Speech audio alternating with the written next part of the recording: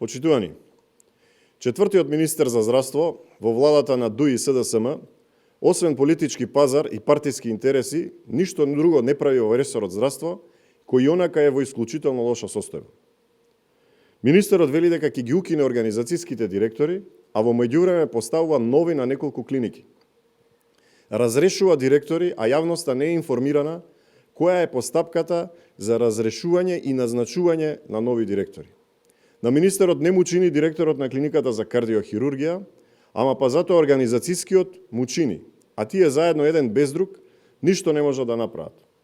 Од тука министерот Меджити во најкус можен рок треба да даде одговори на неколку прашања.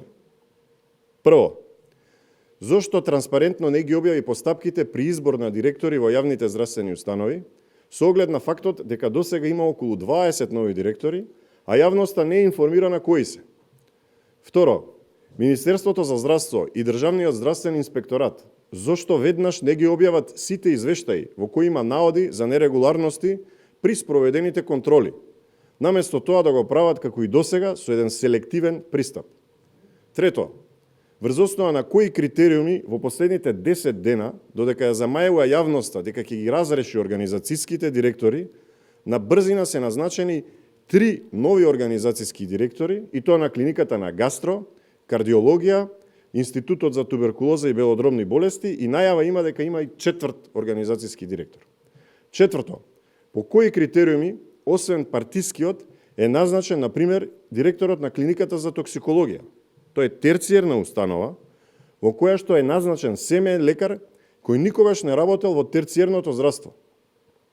Пето, зошто не е разрешен организацијскиот директор на клиниката за кардиологија, ако се земемо предвид дека за забелешките на медицинскиот директор и организацијскиот има иста одговорност.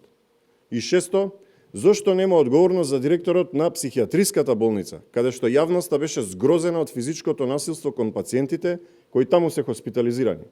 Наместо тоа, министерот не побара одговорност и не превзема ништо. И на крај седмо, подценувачки, дали министерот смета дека е подценувачки односот кон здравствените лица и здравствените работници со покачување на платите од 1000 до 2000 денари и дежурствата од само 300 денари за кадар кој што заминува и кој што и онака е редок во државата.